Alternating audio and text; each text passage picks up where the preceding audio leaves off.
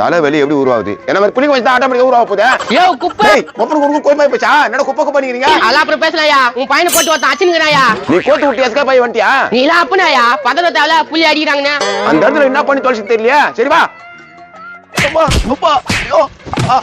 அங்க பாரு உங்க பையன் அடி வாங்கத்த என்னடா அப்படி அடிக்கிறான்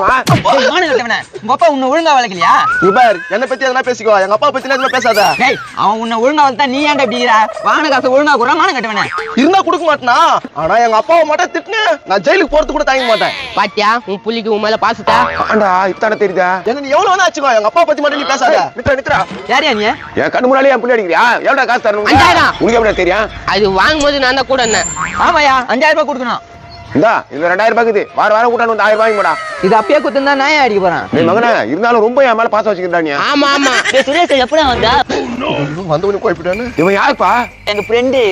ஃப்ரெண்டாப்பா இல்ல பெரியப்பா